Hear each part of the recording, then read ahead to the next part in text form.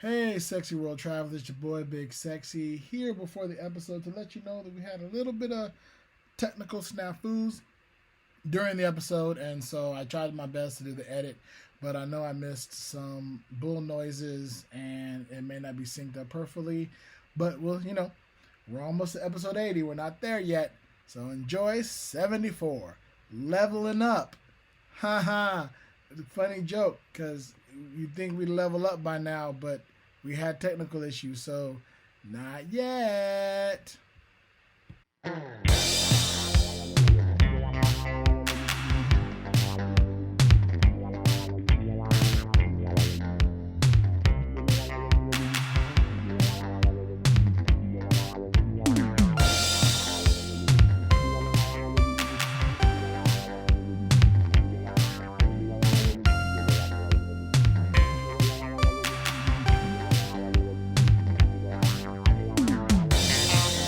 What's going on? It's Saturday night and the mood is right. No, it's not actually Saturday night. That's just where we left off in Big Sexy and Judgmentalist recap of our trip to Las Vegas, Nevada.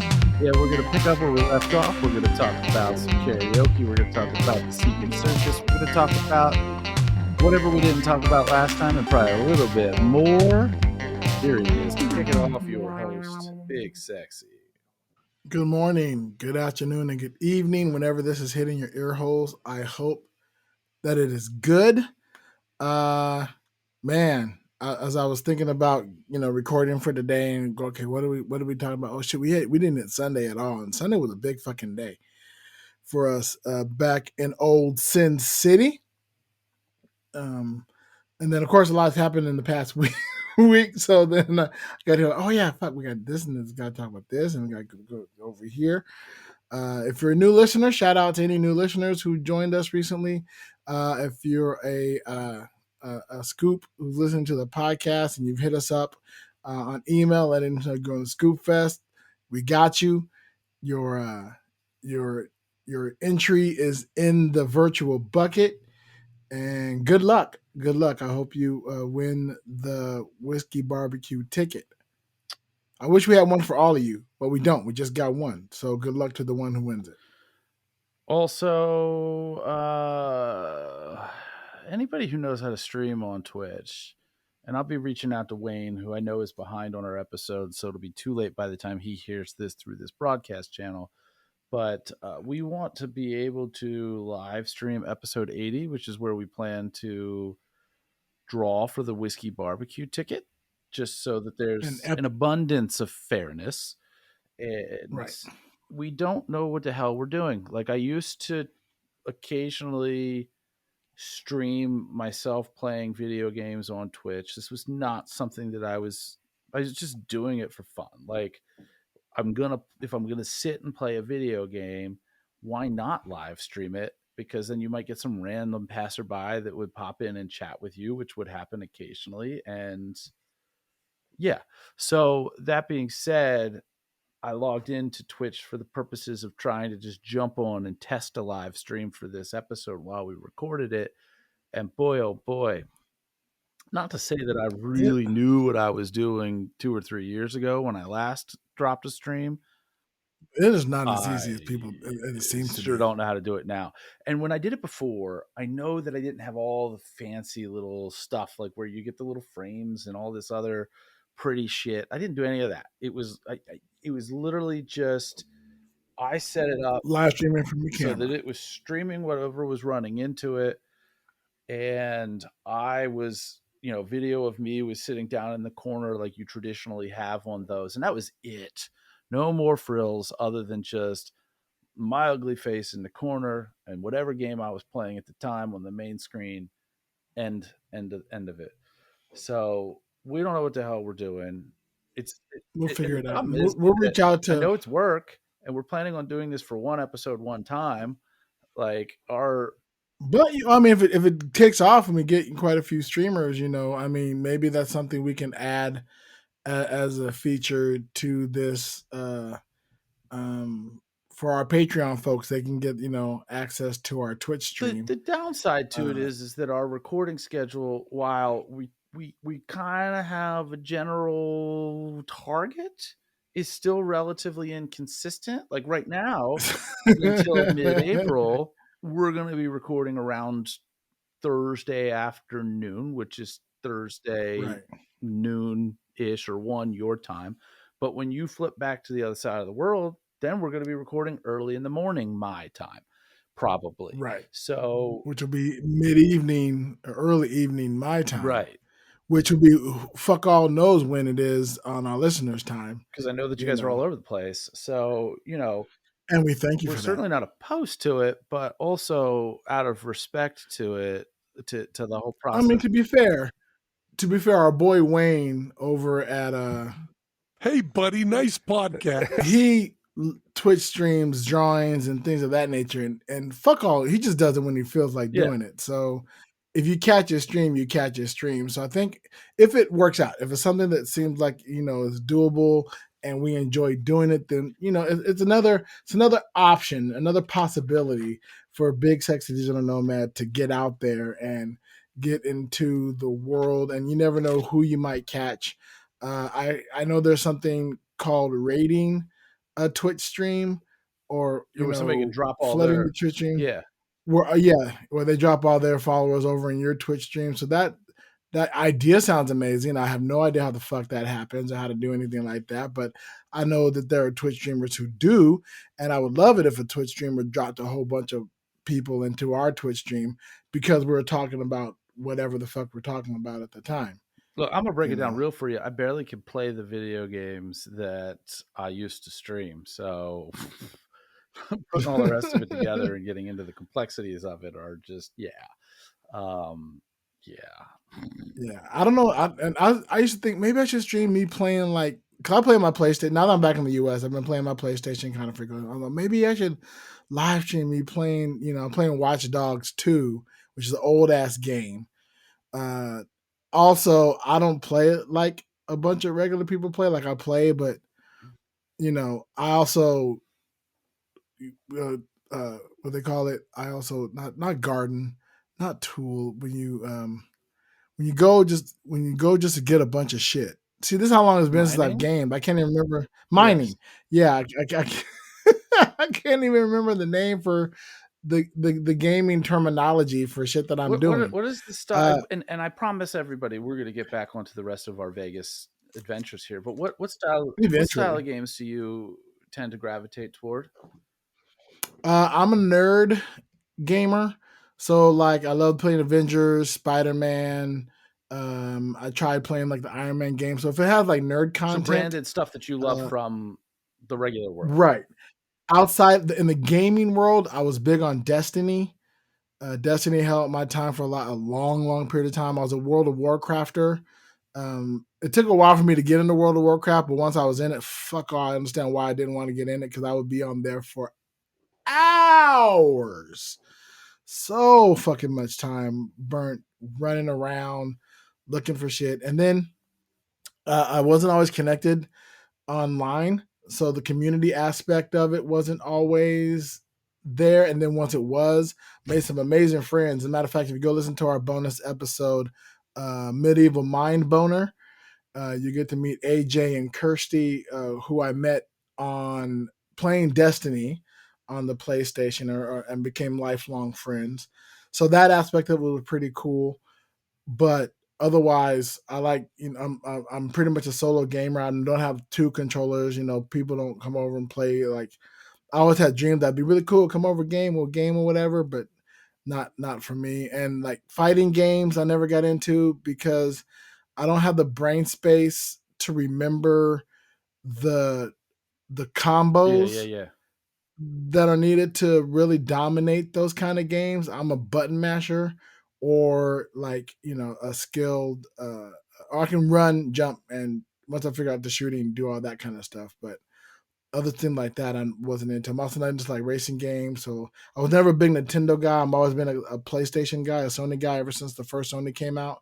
Before that, I was into Sega, and I played that. It was I knew Nintendo. I had a Nintendo 64, but even on the 64, games like GoldenEye, Yeah.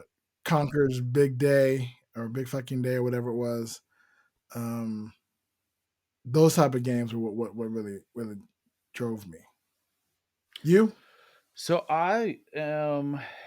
First of all, I will say, with respect to the branded consoles, I believe that at some point in time in my life, I have owned every single connect to a TV console that Nintendo has ever put out. So not necessarily all the Game Boy iterations, but the everything from the Right. original Super 64, GameCube. I think Wii would have been next, Wii U, and now the Switch. I've had each and every one. Gotcha. If I missed one in there, I probably still had it. I'm just blanking on it.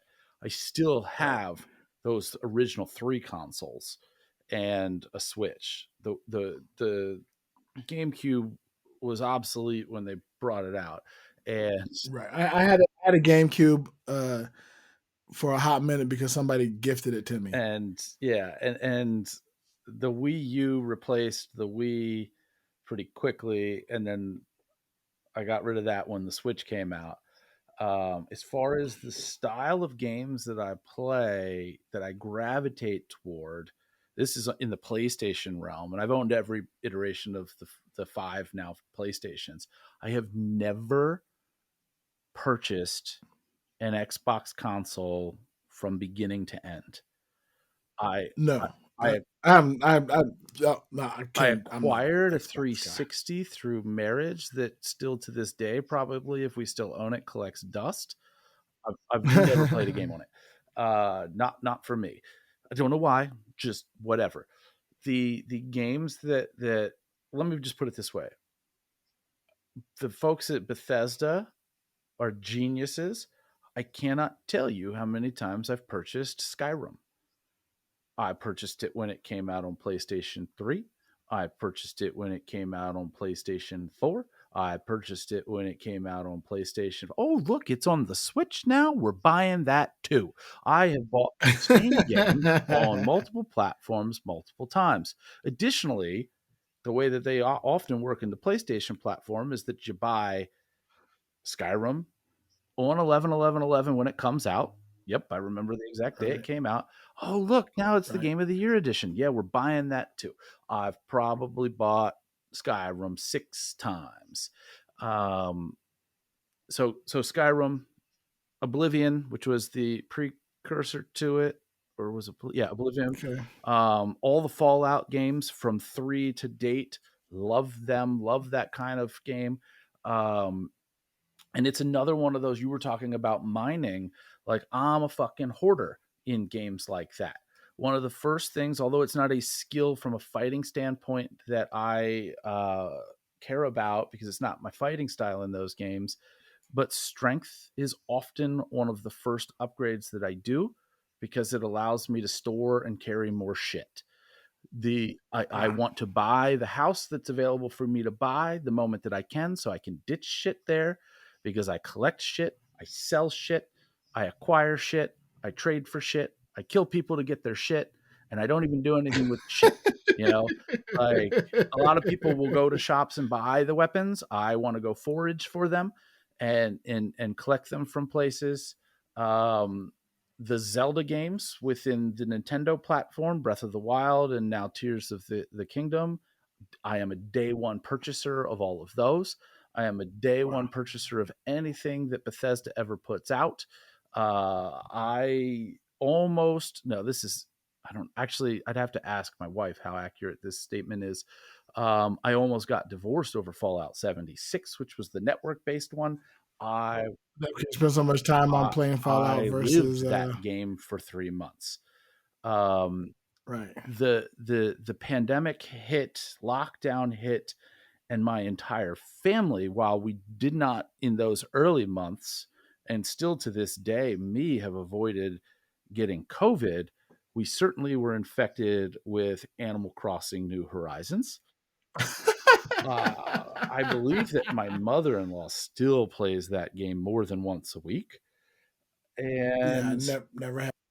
recently, I have gotten into a new game that has come out called Pikmin 4. And I don't devote a ton of time, but I'll probably 3 or 4 days a week throw 30 minutes into that game. And one of the most exciting things for me about Pikmin 4 is that Pikmin 4 is where I'm getting into the franchise, which means when I'm done with it, I can go get Pikmin 1 and 2 and 3.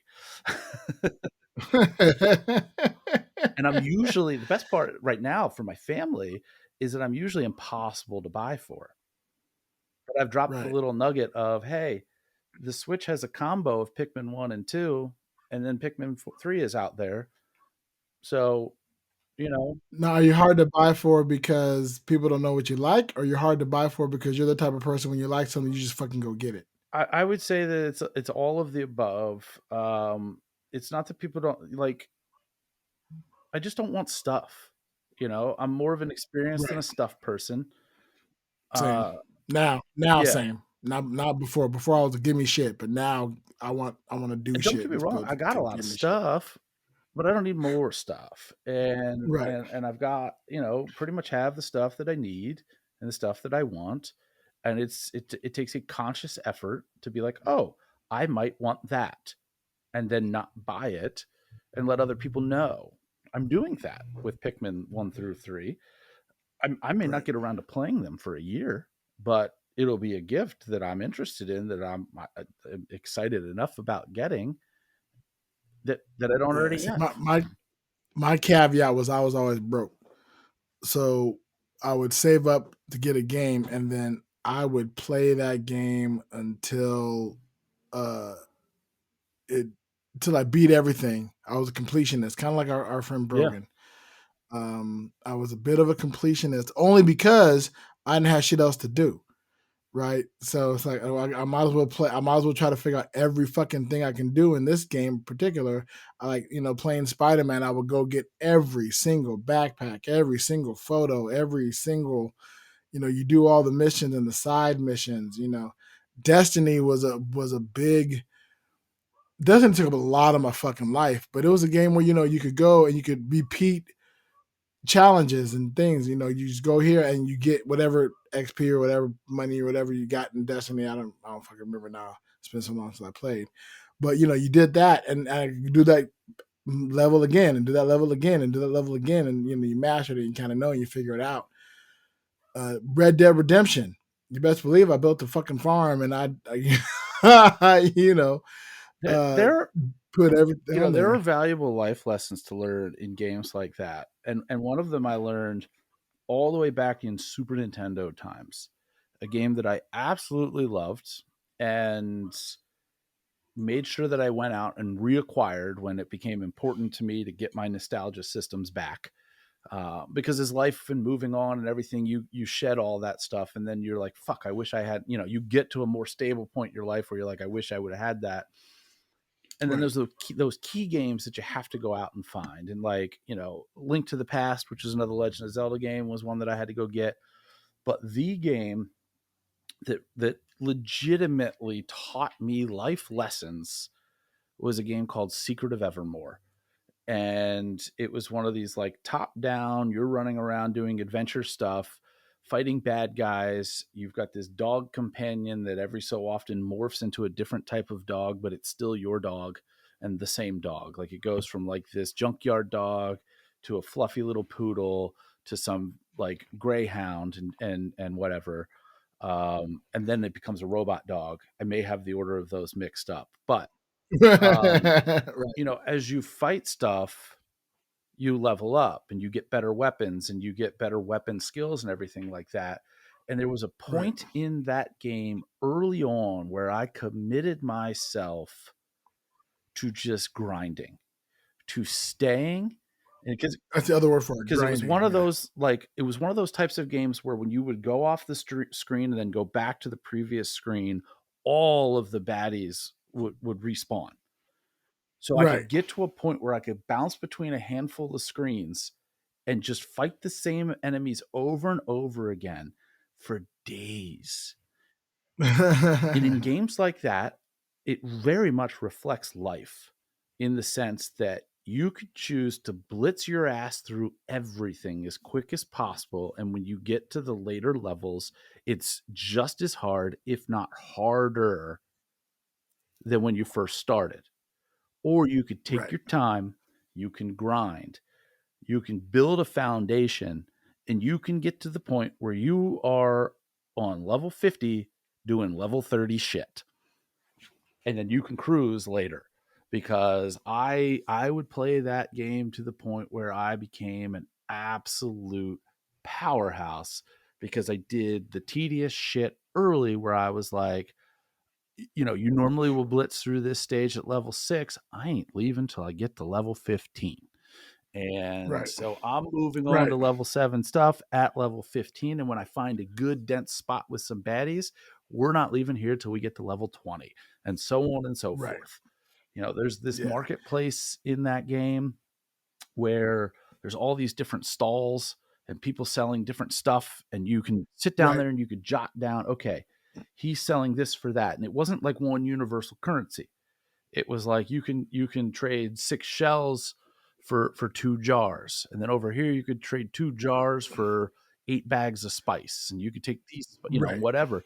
But you could jot all this stuff down and track all this stuff and be like, okay, here's the cycle that I've got to run. Get this, take it there, take it there, take it there, take it there, and just cash in. You could play Right. the game, and that was another place in that game where I was just like, okay, we're gonna 999 this thing.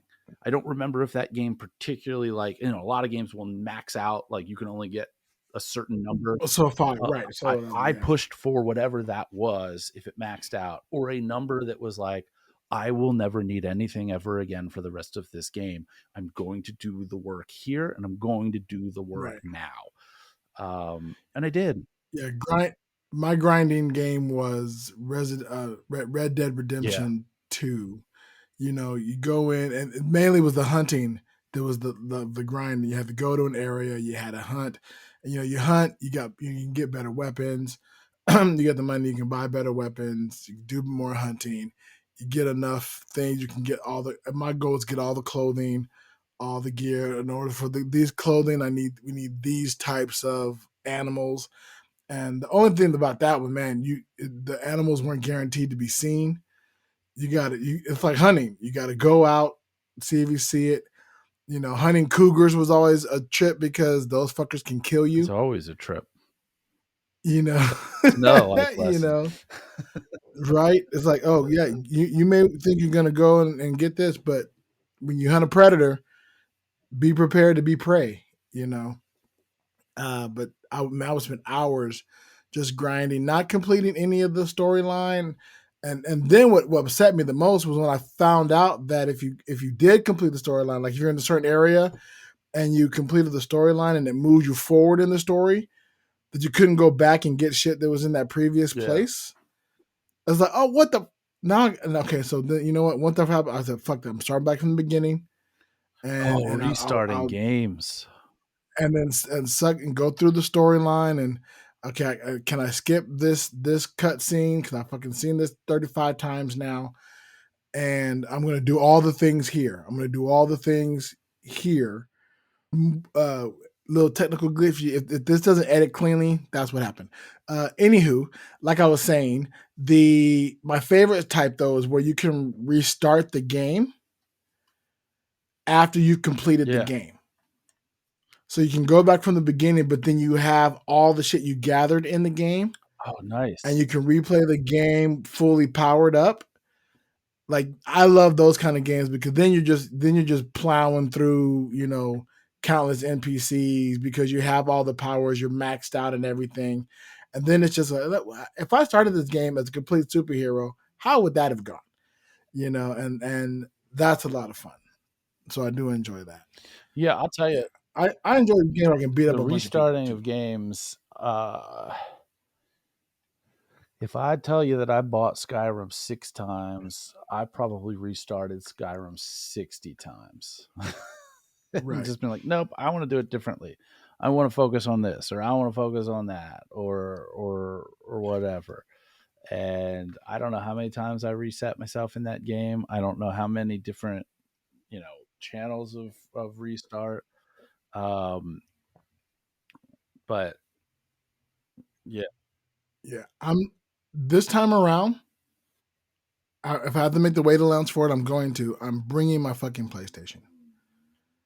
I'm not doing Spain again without my PlayStation. That was tough because all I had was video games on my phone, and that I'm either playing some kind of word game or Raid Shadow Legends, which is what I play. I'm doing my Widoku and what have you. I bought my PlayStation, so I didn't bring it last time. I was gonna bring it, and then we're flying. There's weight issues. We're flying now, but I'm gonna make allowances for it. If there's something else I gotta not bring in order to supply the weight. The good news is there's a lot of stuff that we had before that we don't need now because we're planning for a cruise, and we understand packing a bit better. yeah. So, and this will fit in my carry-on. So. Yeah, I can't wait for those adjustments. But before we get too far and too random into, I know this is a travel podcast, and I'm definitely want to You talk talked about how traveling much I with your miss Spain. PlayStation. Yeah, exactly that. And we Saturday talk night, about gaming right? We're going back to Saturday and night. travel. So Saturday night, the Saturday night's right. Is the night right night. Yeah. What were you doing Saturday night? Saturday night. Saturday night's when I actually went downtown and hung out with Kevin, went to Kevin's show. And, I always try to do so when I was in town. A whole group of people from the summit went Friday night, but I was a space cadet and did not join them. I was just, Right. yeah. So I got to go there, saw him. Another one of the hypnotists that was in the class with me was there. Or also was there, and we sat in the back and hung out together. And he has been doing a lot of street hypnosis and was teaching me how they basically do these kind of walk up wham bam like 30-second inductions, which are interesting. The problem for me is, and they do these things that are just not necessarily my style. Like, they're not doing a show. I want to do a show. I want to be entertaining. What they are doing Right. is You is mentioned this, being, yeah. and look, to each their own. I'm not knocking this. I'm just saying that what I've seen of it, what I've contemplated of it at this juncture is not necessarily for me. It's not saying that I'm not going to learn more about it. I'm not going to explore this and not try to make it me. But a lot of what I see with a lot of street hypnotists is a spectacle, and they've all Well, yeah, because you only have a really short amount of time, so it has to be big, flashy, and keep and it they're moving. doing it to put on video, to put on TikTok or other social media channels, and then they claim, many of these folks claim that from there they get hired to do these crazy ass gigs that also don't sound like the types of gigs that I want to do. The money seems Right. good. It seems to fit their personality, which is all fine and good. But like, I would rather, if I'm going to learn this and get into this, I'd love to more do it in a setting where, like, if you go someplace like New Orleans, for example, and you run into a magician who's got a street show or is a busker there, they've got their little table set up, they got whatever going on, and they do like a 15 or 20-minute show and then pass the hat. I'd rather develop this instead of a rapid fire, like, I'm going to hypnotize and do something, silly to this person and then send them on their way. And then the next person comes up and it's like, ooh, hypnotize me. Because all these guys are wearing shirts that say, ask me to hypnotize you, blah, blah, blah, blah, blah. And they get people to Right. approach them. They don't approach anybody, from my understanding. I would want there to be a show to it. I'd want to at least do like 15 minutes worth of routines, 20 minutes worth of routines, and then, if appropriate, pass the hat. If people want to pay me money, great. Right. You're not a street performer. You're a stage performer. And I think that fine. I can adapt it. I think I can get there. It's certainly not a priority of mine. No need. Don't even waste any energy going that direction. I mean, it's it's it's cool, it's fun to watch, but if that's not where your heart lives, fuck it, let it go. Don't who gives a shit. And Focus on increasing that stage yeah, performance. so I hung out with Kevin for a bit after the show. How was the show? Show's always great. That his show, he's just he's constantly working on it. Like a lot of performers will get into a comfort zone and then run the same show until they have to change it. He's always looking for ways to improve that show, different routines, different bits to do, different ways to make it unique to the audience that's in front of him. So it's always a pleasure to see his show when I'm back in town. And honestly, every time I get to see it over a period of time, I've evolved and I've progressed. So I'm seeing it through different lenses almost every time. I'm looking at different things. I'm analyzing different things that he's doing, different ways. So it very much helps bring me back home and allows me to kind of reflect on what I'm doing and really gather some value out of it to help me level up what I'm doing. Nice. So cool. So what you get hanging out with Kevin? Where'd you guys go? What was the hanging out after the show like? We just went to one of the restaurants that's in the Four Queens, grabbed a drink, hung out, and then and from there I just grabbed an Uber, went home, and crashed. Like I didn't stay up. I don't think I gambled at all that night. It was a really different trip all around for me. Like you probably, and we'll get to Sunday night, probably witnessed me gamble almost as much as I did the whole trip. Like probably about 40% of my gambling happened within the hour or so that we hung out. Like it was not that kind of trip for me. And part of that was I was there for business. Part of that was I was a freak. And you're wiped. I was wiped. I was a space cadet. I didn't adjust. Which is hilarious. We so much talked about how easy it is to adjust and how frequently, and then the world went, nah, fuck you, Judge. No. Oh, you think you got me figured out? You think you got this jet lag shit figured out? Dude. Feel this.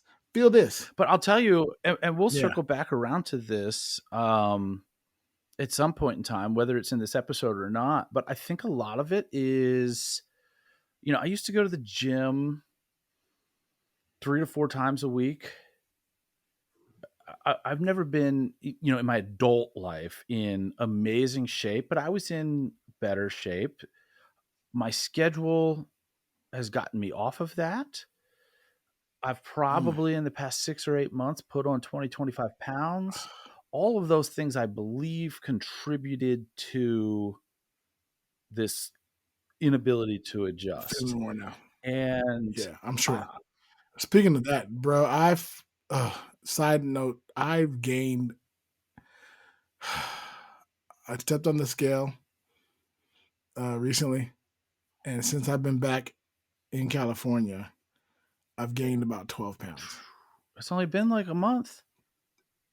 Right. That sounded very judgy. I'm sorry. That sounded very judgy. That was reactionary. I mean, to be fair, it isn't your name, but still, fuck. So part of me is a lot of us we're not walking here as much. At least I'm not walking here as much because it's just a really fucking boring walk. We'll keep the Vegas recap in this episode. I definitely want to touch on how the now that we're a month back, really the significant differences I've noticed between Spain and California in terms of just living here. Like I really want to dive deep into some of that. So we'll kick that off in episode 74. All I'm going to say is that upon my return home, and I will gladly get into this more deeply at a more appropriate time. I consciously made a decision, whether I was right in the analysis of this or not. I believe that my decision was proper. I decided, nope, I'm going back. I'm going to make it happen. As of right now, I'm not on an airplane until I'm on an airplane to Egypt. So I've got months and months and months of most of my shows and stuff being local. And nice. I am going back to the gym. And I was in the gym Thursday. I was in the gym Friday. I was in the gym Monday. and Tuesday, and today is Thursday. So I can't really do Wednesdays scheduling wise, but I've been in the gym every other weekday since. And I am not a fate type of person. I am not.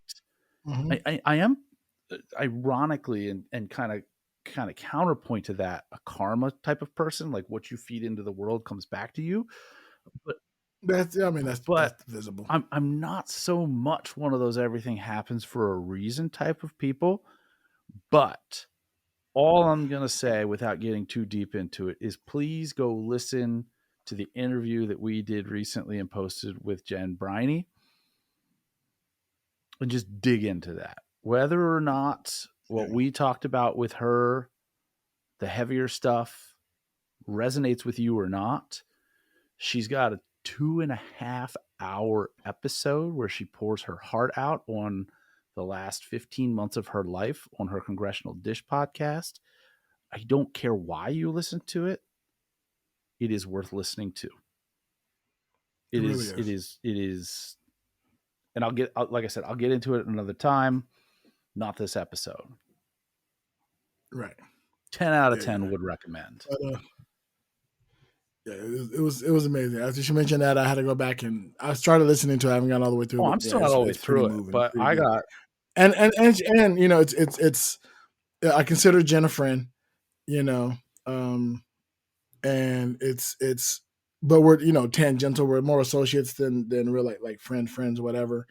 But it's interesting and deep to hear the struggles that somebody is going through, and you're like, man, fuck, I've been there. So definitely check it out. And there was go look at our last bonus episode that dropped this past Saturday of this recording. Last 2 Saturdays ago as of this airing, where in the summary of that episode, I put a link to her the link to that interview that episode. So be sure to go check that out. All right, Sunday. Saturday. I told my Saturday already. I talked about hosting karaoke. Yeah. I have Saturday night written down here as if we stopped before we got there. No, Saturday night's where we left off. Your word for it. I don't listen to the episodes. Yeah, I talked about hosting karaoke and downstairs, and shout out to all the folks who came out to karaoke and had a lot of fun. It was really great getting back into that. So that was Saturday night. That's when we started. Sunday is where we're getting into it. So Sunday, was there more conference for you Sunday morning? Yeah, Sunday was a full day. I did talk at least about me giving my presentation on Saturday, right? Okay. Yes. Because it says Saturday night, so I knew that I got through my presentation. Yes. Yeah. So yeah, Sunday, another full day at the conference. In fact, because of the call time for the Secret Circus, I actually ended up leaving before the very last parts of it. To get to Jackpot in time, which I got there way early and in plenty of time, but that's just my personality. I'm not. Something has to go wrong for me to be late somewhere. It's not me. So that show, which you were at, so our stories have now reconverged, was exceptional on all fronts, I think. Yeah. That show was go ahead and tell it from your perspective, and then I'll tell it from my perspective. So I show up there. I've never been to this place before. The showroom that we were in is up on the second floor. Which was a surprise to me. I walk in there. I look at the stage. I look at the lighting rig. I look at like the backstage areas and all this other stuff. And I'm like, damn, they got this shit set up. There's this big video wall behind it. And for anybody that's on our Patreon, even the free tier, I have taken the video of my 2 bits, put them together into one video, and they are already on the Patreon for anybody at any tier. So whether you are And if you're not on the Patreon yet, just swing over to bullwiththebutthole.com. That's bullwithabutthole.com. So the whole video of my portion of the performances, which is a bit in the first half and a bit in the second half, and they are linked together. They are on there for you to take a look at. There are some super fun moments in my performance.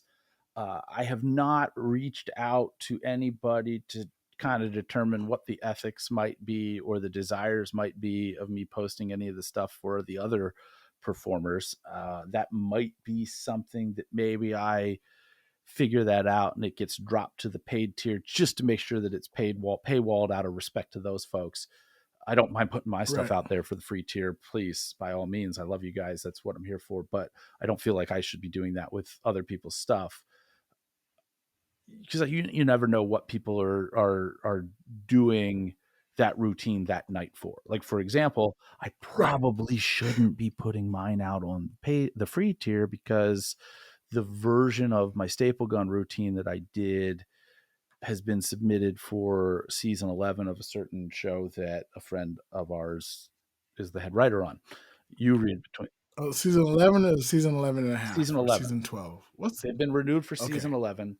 They are accepting submissions. Now, this video from Nice. this performance isn't what was submitted.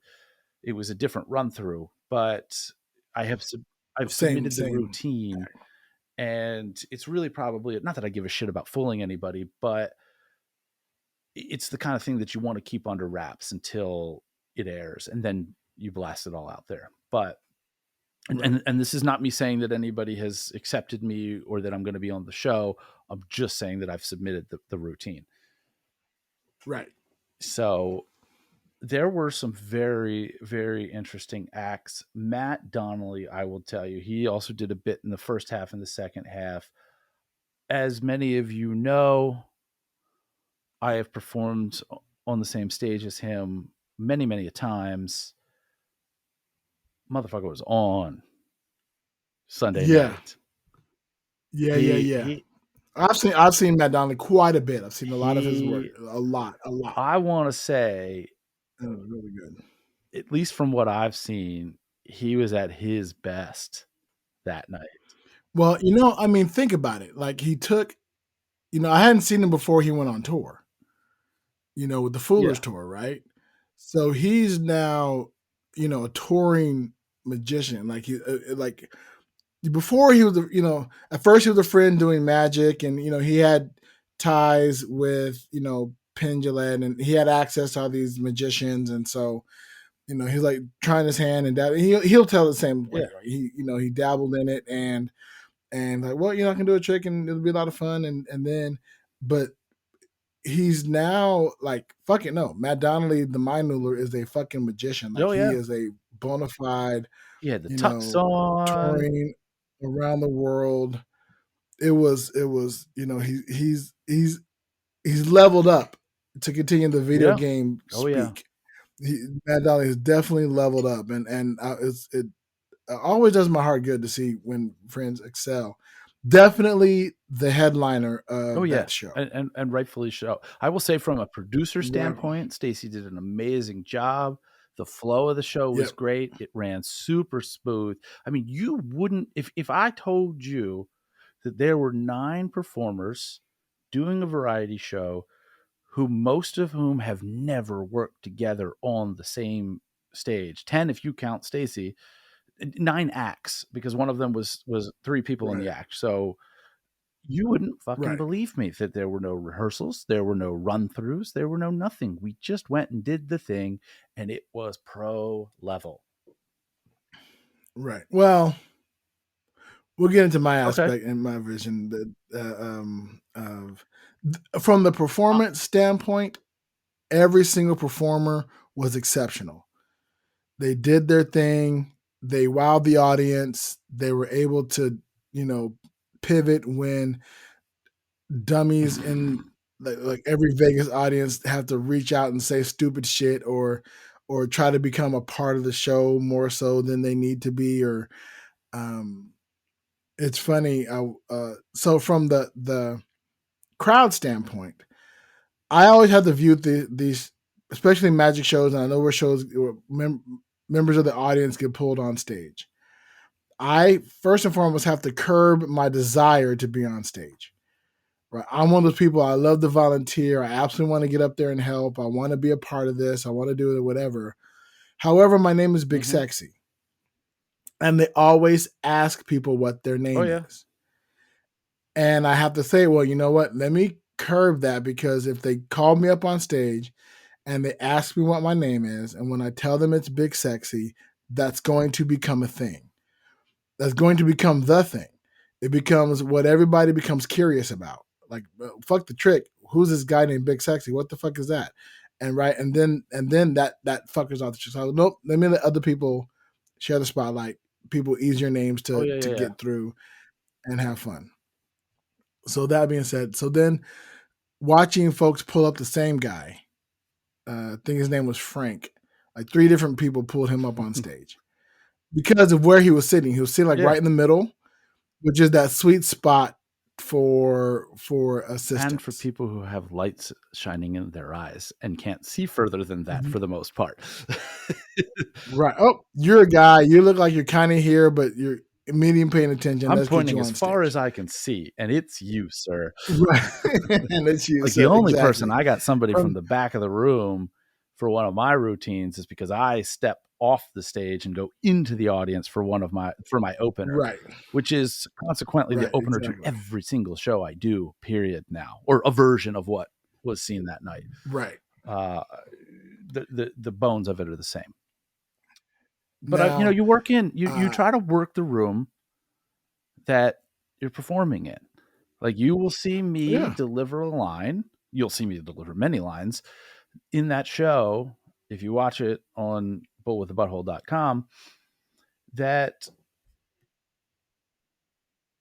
you may never hear me say in stage show again, because they're specifically tailored to the room that you're in. And, I'm talking about examples in my opener of ways that you might experience or have experienced hypnosis in your everyday life. And show of hands, I thought about this line for a whole fucking week. I usually don't script much of anything. This line had been bouncing around in the follow-up line in my head for better than a week, probably. Show of hands, how many of you out there are athletes? And I was expecting the silence I received, which allowed me to be like, fuck am I kidding? This is a magic and variety show. None of y'all are athletes.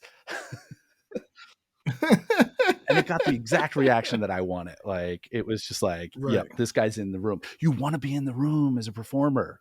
And this is you're not even talking about this to an improv guy. It's in your blood. But just being there and letting the audience know that you're there with them. There is no fourth wall if you do this shit. Which is why Matt Donnelly's a king at this shit. King among just peasants. Like my skills at doing this pale in comparison to him. And I consider myself to be entertaining enough to keep doing what I'm doing. But now you know why Big Sexy keeps recommending doing. Look, my whole thing is, I am almost at the point that I could be in that comfort zone of having a show I could do every single day, but that's not me. I want to get better. I want to continue to get better in all the ways that I can.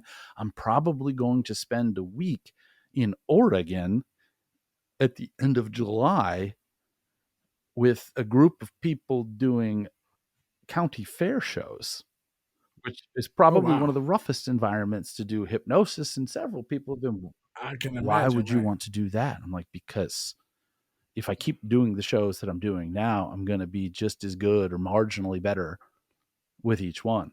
If I go someplace that's a war zone, I can level up. I'm going to get my ass kicked, level up. And then I'm going to lick my wounds and come back the next day. I'm going to do 5 shows in a week. And I'm going to get feedback from people that have been doing this for 40 years.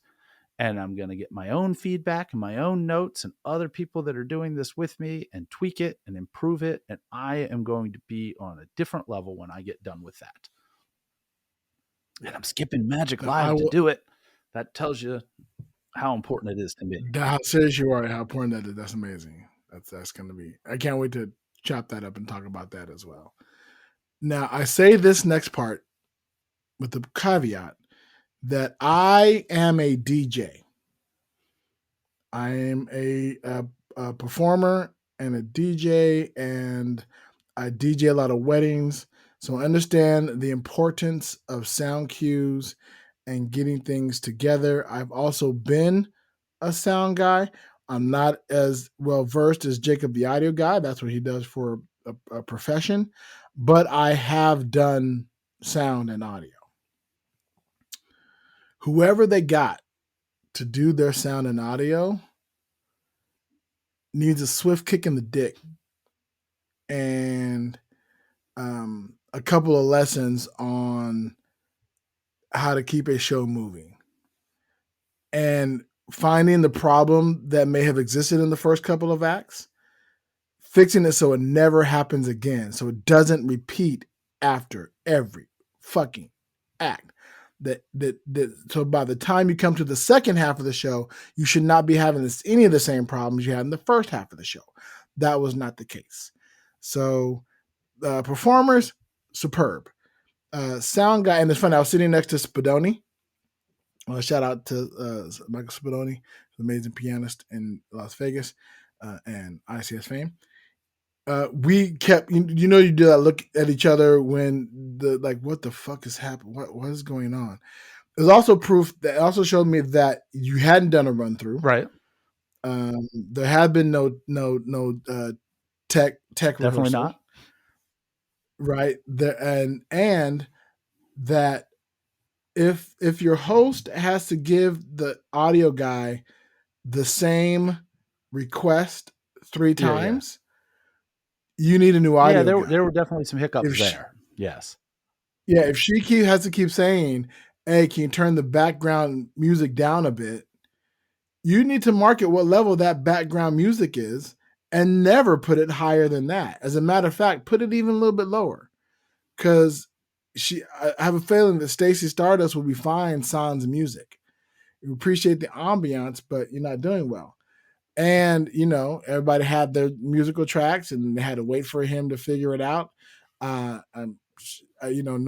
disrespect to those who have a vision impairment, but this fucker was blind, it seemed. And because I was watching him dig into the studio, into the the computer, and really try to see what he was doing, make sure he was on the right track. They definitely did not do a tech because this is terrible. This is why you do tech rehearsals. This is why you have everybody come in, 3 hours, 2 hours, or if you have however many acts you have, come in 3 hours before the show and make sure the sound is running good. Make sure he has already done it at least one time and has his cues ready to go for the show, so he's not fumbling and figuring shit out. That did take away from the awesomeness that was the performance. And that's why I'm harping on it so hard, because it did make a difference. I also wondered, how many of the performers, because you guys would do your set, or you be out in the audience, and then 2 performers before your set, you go backstage. Yeah, about that. And then one act would come out, and then you would come out, and then you come back in the house. And I noticed that the sound cue issues, I don't know how much it resonated backstage. How much you guys caught that, which is why none of my comments were geared toward that. Right. The performers don't know. Considerations were more along the lines of it made sense to have this act follow that act, follow that act. That's the flow that for me works amazingly. But if you didn't hear what was happening in the house with I saw the little snafu and stuff with Stacey and the headset mic and stuff, weird stuff like that, and swapping in and out microphones. And, there were definitely some tech snafus are tech snafus. That's going to happen. That's not a problem. I don't mind that. But when it's operator snafu, come on, do better. And of course, both me and Spadoni do music, and are in that business, we're like, fuck, you could have hired me to do this. I could have done it for you. And they're like, oh, how long you been in Vegas? I said, I got it a couple days ago. No, there's no way you could have done this. I said, no, I could have done it. They would hit me up. Yeah, I got you. I come in.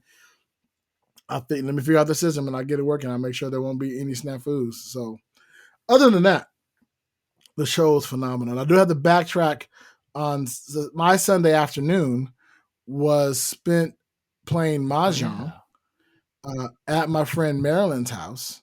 Shout out to Marilyn. Thank you very much for hosting. And shout out to all the International Mahjong Butt Touching Society. We definitely appreciate you all. You made us feel so welcome and loved. And it was the worst kept secret that we were coming back into town. I wanted it to be a secret, but then I booked 2 gigs. And so, or I booked I booked 2 gigs. I had the improv with Bleach on Thursday, and then I was hosting karaoke on Saturday. So of course that means on social media I'm blasting that, hey, come out and come see me, come see Big Sexy, which told everybody who in the Mahjong, oh, Big Sexy is going to be in Vegas. That means he's probably coming to Mahjong. And I thought how hilarious would it be if I was in Vegas and didn't go to Mahjong? It would have sucked. That would never happen. But just was like, where the fuck was he? We know he's in Vegas. Oh no, we left Saturday night now. But it was great. It was a lot of fun. I got to nerd out talk with my boy Sean. Shout out to Sean. Appreciate you.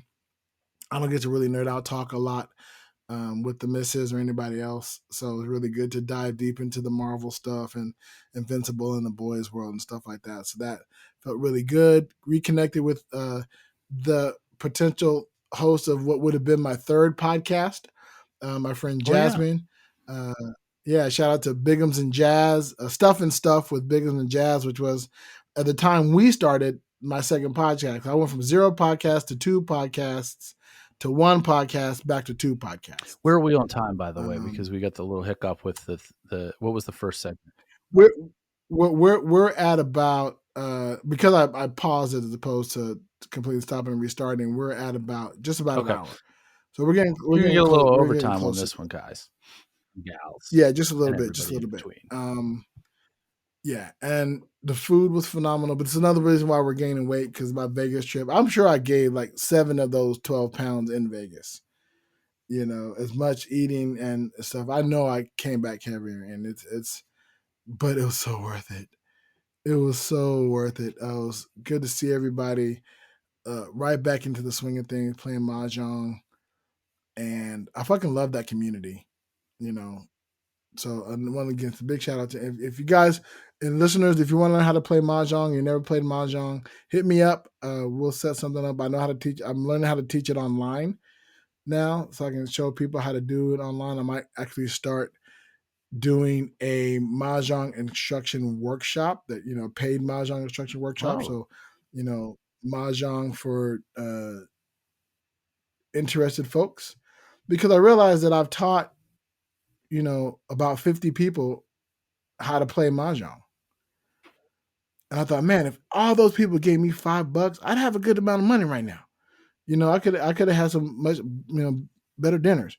So, doing the online Mahjong instruction, that's not a bad idea. I'm going to workshop, see how that works, how to fix that. I'm going to run a couple of trials with some friends of mine and get that figured out and all that stuff. But that was a blast. And then again, so coming into that night after, leaving Mahjong, and then the wife kind of backed out on coming to see the show with me. So I ended up not needing your free, even though I was on the list, I had an extra ticket that kind of just went to what I consider, okay, that was tipping Stacey Stardust. That money went to, congratulations. There was free money there. I couldn't find anybody at such short notice because my wife let me know like maybe about 30 minutes prior to showtime that she wasn't going to go to see the show. I'm like, well, fuck, I don't know if I can find somebody in 30 minutes. And I couldn't. as many people as I know in Las Vegas, that's too short amount of time. But I hosted karaoke at the same bar. I mentioned that at the Jackpot Bar and Grill, but downstairs. Yeah. I was on the downstairs stage, and I didn't know that they had an upstairs stage. So when I hosted, I went, oh, I guess what the show's gonna be, whatever. But going upstairs, oh, this makes sense. This is where it's supposed to be. This looks like a professional, full on theater space that can host a variety show of this nature. And yours truly might be trying to make it to the first Sunday in April show. I'm gonna put together either. I was thinking either a parody song or they mentioned poetry, and I was thinking of doing cringy poetry from from the teenage Big Sexy, poetry that I've written and I have shared before on ICS and Manly's ICS. You know, they did the high school poetry, whatever. And I have some other poems. I wrote a lot of fucking poetry back in the day, so I'm gonna pull out the cringiest, and I have to figure out like what the show aspect of it is. I have the piece and rehearse that and figure out what the outfit is. I'm thinking going very much like an Urkel look, or something along those lines of very. I don't want to look hip. I want to look uncomfortable. You know, as I do this cringe, because that feels circusy to me. Right, just doing a straight up poetry reading, a spoken word, that doesn't feel like the space for it. It doesn't feel like, you know, There's I need to get political. Gimmick's not the right whatever. word, but there's got to be some depth to it. It's a vibe. It's a vibe. There has to be some kind of aspect that is extravagant and spectacle. There has to be some spectacle to it, right? Not just straight hardcore rhyming or, you know, what have you. I have those pieces as well. This is not the place for that. This is a place for, okay, let me have some fun. It needs to be a lot more fun, right? And so I think doing the cringy poetry piece. So that's what I'm going to be working on. I'm going to submit it once I have it down. And if I know for sure I have at least, my goal is to have at least 6 pieces. Either I can do them all in one shot or 3 and 3, whatever works, depending upon how that works. I don't know if I picked that or they picked that, whatever. But I'll put that show together. I'm gonna fill out the application, and maybe the first week in April, make it back out to Vegas with another performance. Kick ass. And that'll be a lot of fun. So if I do, and if I am able to go that first week in April, I'll definitely go to see and play with Bleach again. I'll ask if I can host karaoke again. You never know, and then have the show on that Sunday. So we'll see. I'll keep you guys posted. Again, first week in April is kind of a bit away, so we have some time to figure that out and see how that goes. But yeah, from other than the sound issues that I mentioned before, it was an amazing fucking show. Yeah, a wide variety of people, crazy levels of performance comfortability.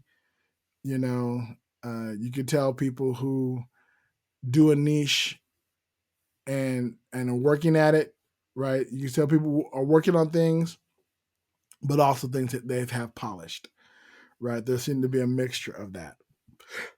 And it's those kind of shows are always intriguing to me because you feel closer to the performers. Yeah. Right. It's not like going to see Penn and Teller. They're down there on the stage so far away. They're icons. You know, these are people that you may know or don't know, but can get to know performing and doing stuff until and some of them may get big and become icons themselves. You can say, oh, I knew them when, you know what I mean?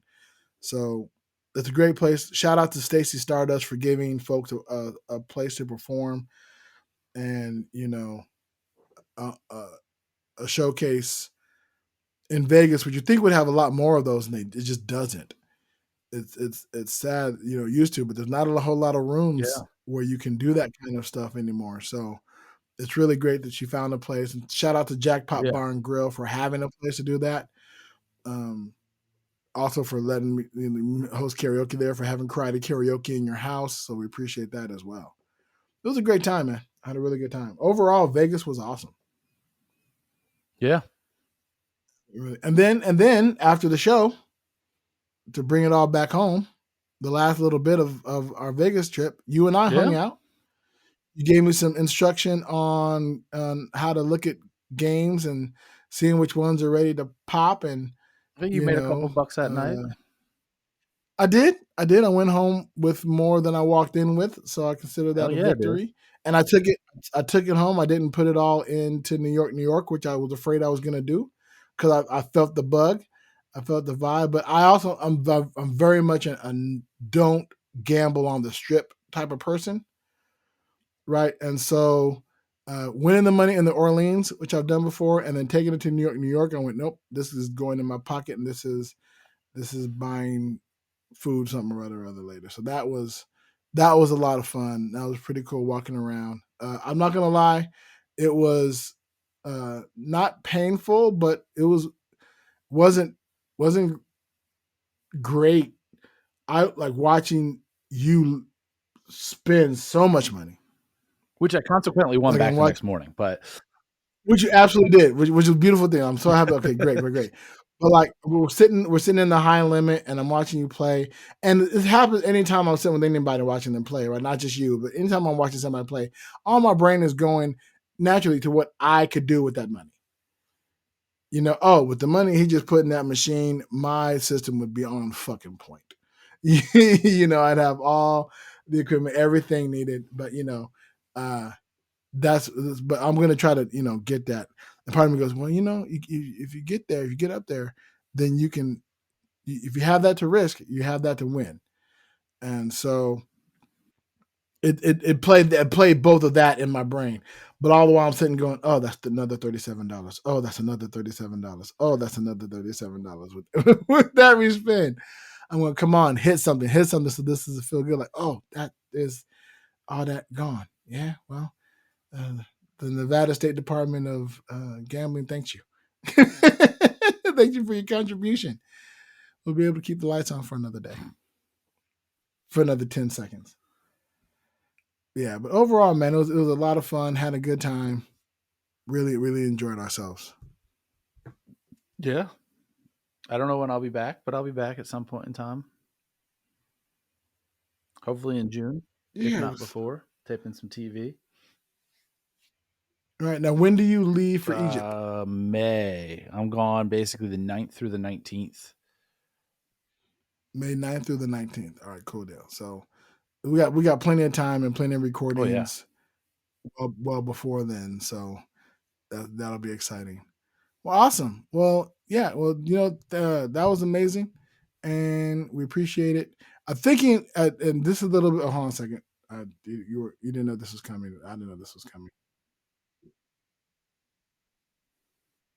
I was thinking we need to have some kind of. I know we have an outro song that plays at the very end, but I think we need some kind of little wrap up music, right? That cues us into giving all the calls to action, telling people to come out and support, or not to come out and support, but to go to bigsexynomad.com. And I mean, for now with time today, we're just going to tell you to do all the things. Yeah, do all the things. We already mentioned bullwiththebutthole.com.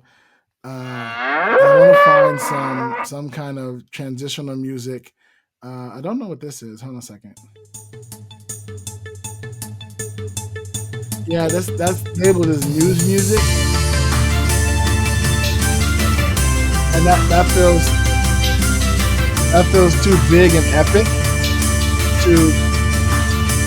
Wait, we get to fight Mike Tyson next? Right. Right. I feel like when you completed a level and you're leveling up and you're like a little full circle getting shot to the next cutscene. Yeah. Right. Right. Exactly that. All right, y'all listeners. Well, thanks for hanging in there. We appreciate y'all. Stay tuned. Like we said, go do all the things. Send us wrong answers only. Send us some emails. Send us your stories of what video games you like to play. And if you travel with a video game system, I want to hear that. Let me know how that is for you. We'd love to hear about all that kind of stuff. You can hit us up at bigsexynomad@gmail.com. Go to our website, do all the things and all that goodness. But in the meantime,